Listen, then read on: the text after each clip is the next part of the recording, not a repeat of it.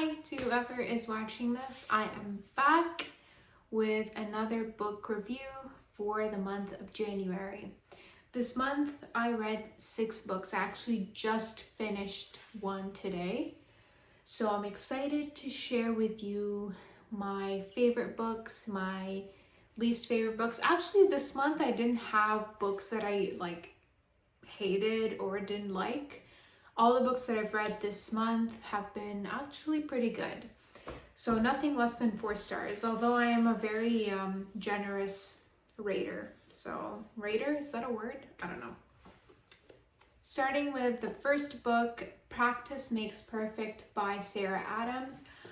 I am going to try to make the summaries a little bit shorter. I think I made the summaries shorter for all the books except for 2. Because I just thought the summaries that the author gave were pretty good, so I didn't want to change it. Okay, Practice Makes Perfect. Annie Walker, she's Noah's little sister. Noah is the guy from the first book, When in Rome. So this is a series. This is the second book. Annie is a flower shop owner. She's a florist. She thinks that her life is going to be fulfilled if she settles down and gets married, but her last date didn't go so well, and she now thinks that the problem is her.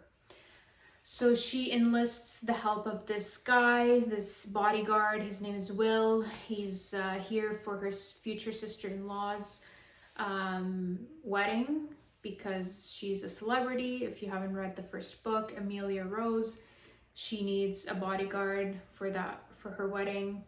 Anyways, so Will kind of decides to help her by giving her dating tips, and you know how it goes at the end. It's bad boy and nice girl vibe, small town. I gave this book a 4 stars in general. What I liked is I relate to Annie's character because she's an introvert and she's this quiet, shy girl. And sometimes people pin you or put you in a box because of that. And you kind of can't get out of it, and it can feel a bit suffocating, and you kind of want to prove people that no, you're not these characteristics all the time. Or yeah, it's I relate to Annie's character in some ways. The only thing that I didn't like about this book is aspects of the small town setting that I just find weird. I talked about it in the first book of the series, When in Rome. I don't know. I don't like small town romances. I realized that after this book. I find it a bit ridiculous that everyone is in your business. Yeah, I'm not gonna do any spoilers in this video. So there's also something that really bothered me about it, but I'm not gonna say it because it's gonna spoil the book. But yeah, in general, small town, I find it weird. Next book is also a small town romance. It's called Mixed Signals by B.K. Borison. It is the 3rd book in the Love Light series, Love Light Farms series, I think. And you might be wondering, why did I skip to the 3rd book? I read the summaries of the first 2 and I wasn't really intrigued. I don't know, I didn't really care for the stories. So I decided to just jump to the 3rd one. Basically, this book is about, we follow Layla, who's a baker. She owns a bakery, and she kind of gives up on love. She goes on a series of really bad dates, and then in comes Caleb, who saves her from one of these terrible dates. And then he has a proposition for her. They go on this month of no strings attached dating, where he kind of renews her faith in love and in good men. And she kind of gives him dating tips because he has his own issues. I gave this book a 4 stars. Again, small town romances, I don't know, I'm not into them that much. Also, something that I did not like is there were a lot of Spanish words that were not translated. Because Caleb speaks Spanish with his abuela, and I just didn't understand why there were no translations for the non-Spanish speaking people.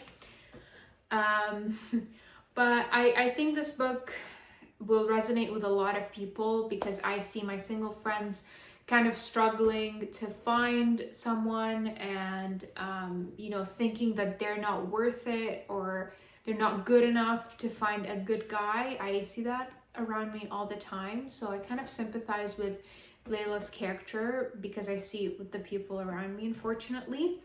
I felt like this book is an homage to nice guys. You know, I think it's really, really,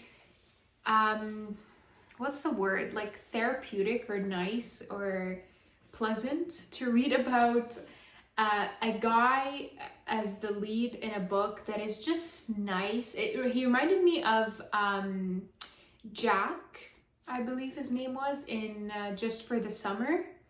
Wait, actually, let me double check that. Nope, it's Justin. I was close with the J letter. Yeah, Caleb reminded me a lot of Justin because they're just nice guys, you know, who want to do the right thing and treat their lady right, and you know, they're honest and all of that, those like good qualities. Third book is Nothing Like the Movies by Lynn Painter. This is my favorite book of the month. This is the only 5-star this month. This is book 2 after Better Than the Movies, and we follow Liz and Wes again. A lot of the times when you're reading a series, you follow different characters, and sometimes I want to follow the same characters from book 1. Like I want to know what happened with them, whatever. And this gave me that. We still follow Liz and Wes. They're the main characters, and I love that. It reminded me so much of To All the Boys I've Loved Before, that series. If you like that series, you're gonna love these books, especially this one. And if you read this book but you've never watched the movies or read the books, highly recommend. It's very, very reminiscent of those books / movies. And To All the Boys I've Loved Before, that movie is like my comfort, my go-to feel-good movie. I love putting that movie on just in the background, and it makes me feel all cozy and all good. So, okay, let me tell you what this book is actually about. So you actually start off the book with Liz and Wes broken up, and you're kind of like, what happened? You know that Wes broke her heart. You don't know what exactly happened between them, but as you read the book, the pieces start to fall into place. And yeah, Wes basically tries to win Liz back in the book. Yeah, that's all I'm gonna say. Again, no spoilers. One of the things I loved about this book is that it's a story about growing up. You watch Liz and Wes grow up and mature and go through really hard things in life, and you see their character development from these experiences, and I love that. A lot of other great themes is like being thankful for where you are, appreciating the present, the opportunities that you were given, the second chances that you were given. Also, baseball is a theme in there. Speaking of baseball, I don't know why they put him with a bat here on the side when he's a pitcher. It just doesn't make any sense. And in the back too. Beautiful cover too. Like, oh my goodness, that purple and yellow, it works.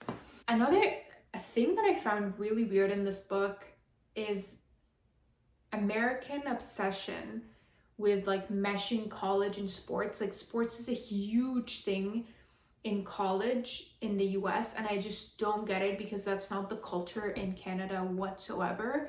So I don't know, I found it really bizarre and strange how much pressure we put on athletes in college in the US. I don't know, it's very bizarre to me. The fourth book I read is Priscilla. I think that's how you say it. The Life of an Early Christian by Ben Witherington III. It's an intense name. It's a historical read. So it's mainly history. I think there's some parts that are fictional. It was really hard to tell what was fictional and what wasn't, to be honest. I think the majority of it was real and based on on facts.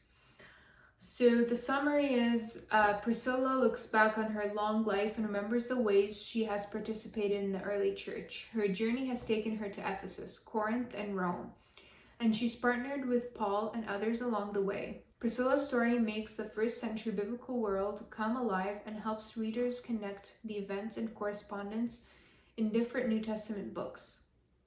So the idea is that you figure out or you learn more about first century Christianity through Priscilla's story. Very, very interesting facts if you're interested in that era. I find it very interesting personally. And it included pictures throughout the book, which made it easier to imagine things in that time period. My second last book is Homeseeking by Karissa Chen. This is a long summary, but it's really good. I mean, I couldn't have written this any other way. Hywen is buying bananas at a 99 Ranch market in Los Angeles when he looks up and sees Suchi. His Suchi, for the first time in 60 years. To recently widowed Hywen, it feels like a second chance, but Suchi has only survived by refusing to look back. Suchi was 7 when she first met Hywen in their Shanghai neighborhood, drawn by the sound of his violin. Their childhood friendship blossomed into soul-deep love, but when Hywen secretly enlisted in the Nationalist Army in 1947 to save his brother from the draft, she was left with just his violin and a note, "Forgive me." Homeseeking follows the separated lovers through 6 decades of tumultuous Chinese history as war, famine, and opportunity take them separately to the song halls of Hong Kong, the military encampments of Taiwan, the bustling streets of New York, and sunny California, telling Hywen's story from the present to the past while tracing Suchi's from her childhood to the present, meeting in the crucible of their lives. Throughout, Hywen holds his memories close while Suchi forces herself to look only forward, neither losing sight of the home they hold in their hearts. I mean, this is an intense story. I gave this book 4.5 stars.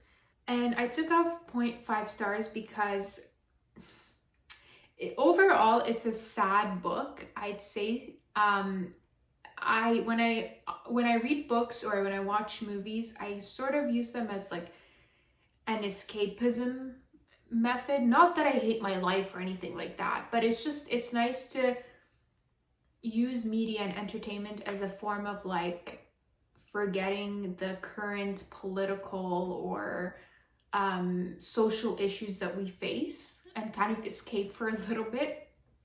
This was not that at all.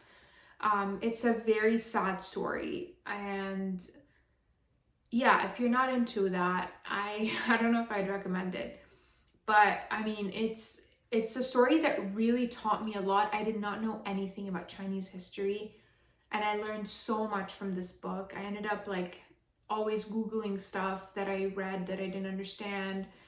And yeah, I learned so much from it. Her writing is incredible, absolutely incredible. She's a very intelligent writer.